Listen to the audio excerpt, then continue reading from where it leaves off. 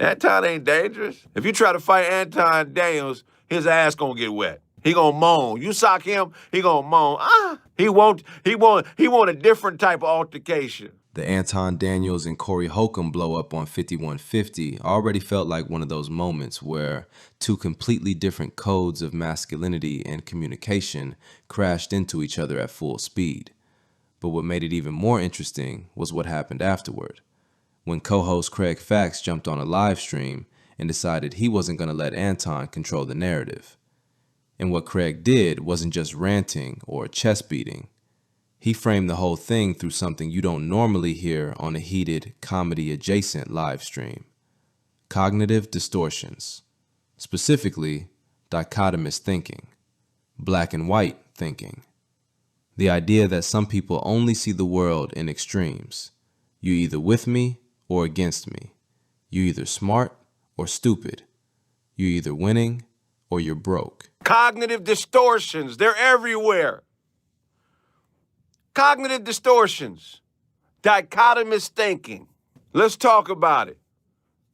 As I get these bots calling me a goofy, you can call in instead of calling me a goofy. Dichotomous thinking. What is this? This is when someone can only see extremes. They only see in black and white. There's no middle ground. They approach problems, or they look at situations like there's only two ways to go about it: their way or no way. So, me as a man, somebody say my name in a negative light, in a disrespectful light, it is in no way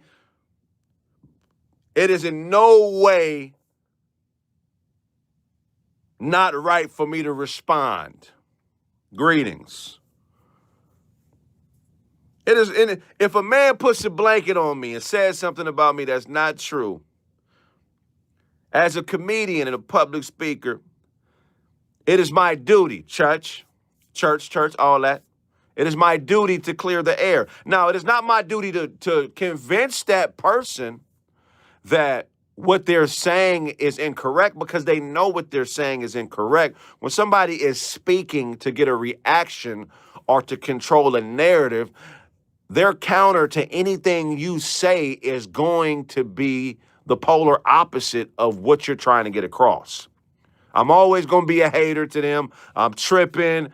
Yes, man, all that bullshit, because their cognitive distortion says that what they're saying, they want everybody to believe.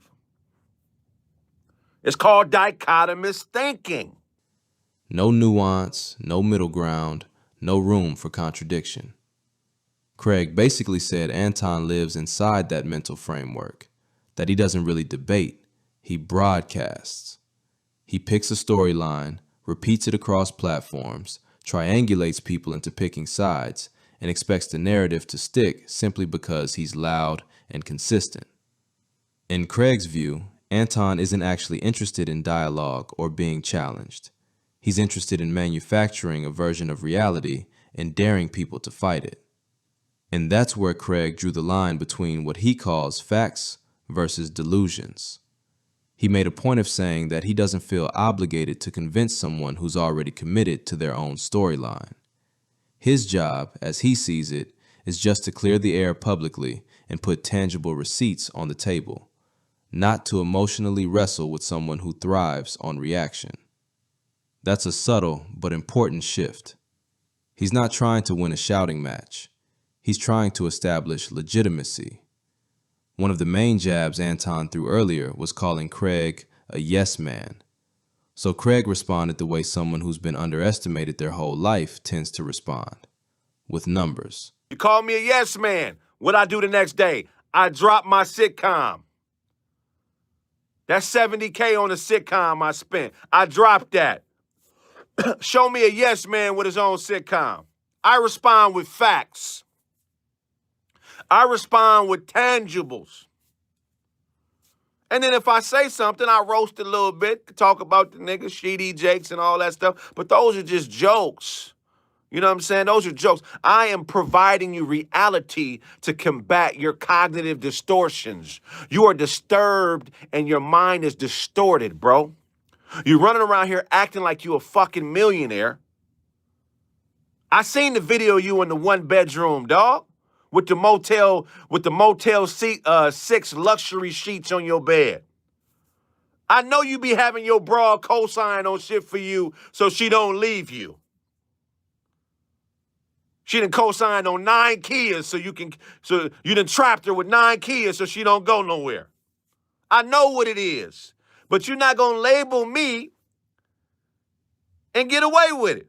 You can say what you want to say, but I'm responding with facts. Go to bigheadcraig.com right now. Purchase the first season of Big Head Kraig. You can watch it, enjoy yourself. It's a comedy. It's the only black improv sitcom in the world. It's the Black Sonny in Philadelphia. I got me in it. I got Slink Johnson as Black Jesus. I got Freeze Love in it. I got Troy in L.A., Jay Ali, Krigley's, Matt Jones. I got the future of comedy, stand-up, and acting in my motherfucking sitcom. It's called Big Head Kraig. You can go to the website and purchase it right now.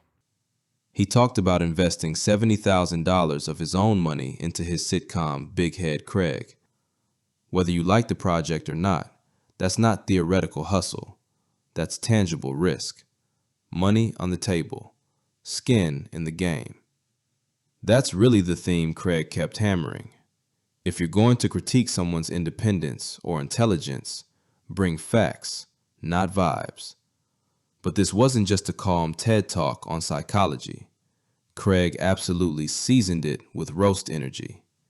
He mocked what he sees as Anton's lifestyle contradictions, projecting millionaire energy while allegedly living modestly, flexing status while still needing cosigns and workarounds.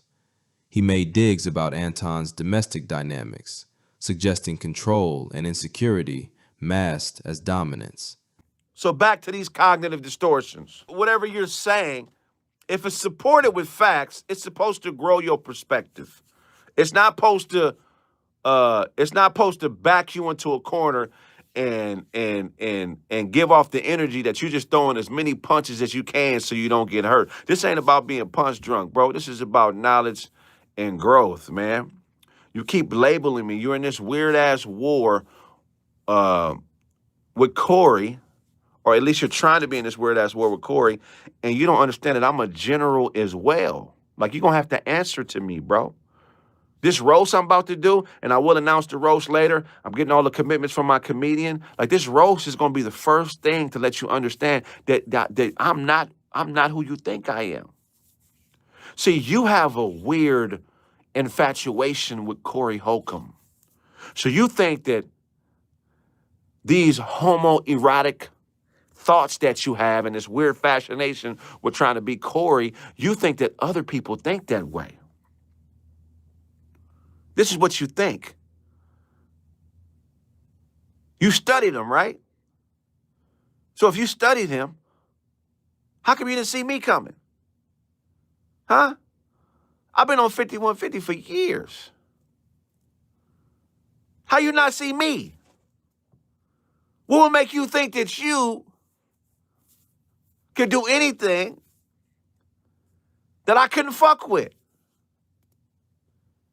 Nigga, this ain't gonna go good for you, bro. He even joked about Anton having a strange fixation on Corey Holcomb, studying him, building narratives around him, yet somehow being blindsided by Kraig's own emergence. And that's the part that makes this whole saga more layered than simple podcast beef. This isn't just about disrespectful language or bruised egos. It's about who gets to define reality inside these media ecosystems, who controls the story, who sounds authoritative, who looks like the adult in the room. Kraig positioned himself as the guy who grows through friction rather than collapsing into extremes. He kept saying that a real intellectual doesn't panic when challenged. They adapt, they refine, they absorb new data. In his framing, Anton doesn't do that. He doubles down. He tightens the narrative. He treats disagreement as betrayal instead of information. I know you secretly want to be white. I saw the video of you standing down arguing with that white man in a bakery that's around Corey's age. Scared to get aggressive. Super calm. Monotone in your responses. I seen it. I seen you in the hot dog suit, bro. You the goofy. Come on, man. Your thinking is distorted, bro. You don't love yourself. It's no way you love yourself, bro. Look how you built, man.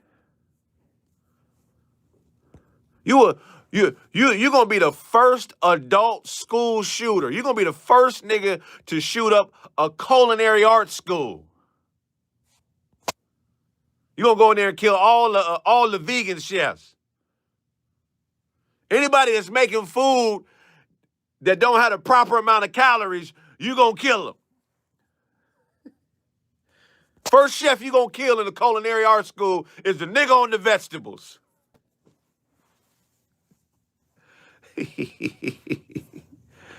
You're a distorted thinker, man. You're chasing something that isn't real. You're Walt Disney without the paper to draw your cartoons on. Your cartoons are YouTube videos. You don't think clearly, bro. Then you ran to Jason Whitlock. What the fuck Jason Whitlock gonna do, bro? Jason Whitlock? That nigga need to put a Whitlock on his refrigerator. Corey operates on a street-coded emotional framework where certain words are instant red lines. Anton operates on a hyper-rational, emotionally detached framework where words are just tools and nothing is sacred. Kraig sits somewhere else entirely, trying to intellectualize conflict, but still engaging in the same masculine status games underneath the surface. Different men, different operating systems. What's also interesting is that Kraig didn't just insult Anton and log off. He challenged him directly to a live, face-to-face conversation. Not podcast theatrics, not edited clips, not performative outrage, but an actual intellectual exchange. Whether that ever happens is another story, but it signals that Kraig wants legitimacy, not just viral dominance. At the same time, you can't ignore that even while talking about cognitive distortions and truth, Kraig was still promoting his work, directing viewers to his site, reinforcing his own brand narrative. Nobody in this ecosystem is purely neutral. Everyone is positioning themselves for audience loyalty, credibility, and leverage. That's the game now.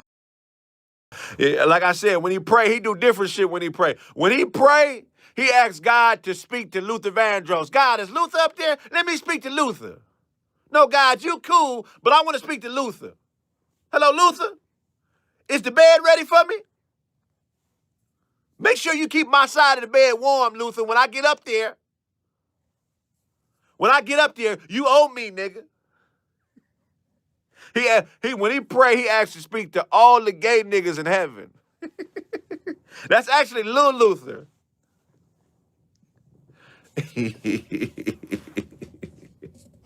Hey, Luther,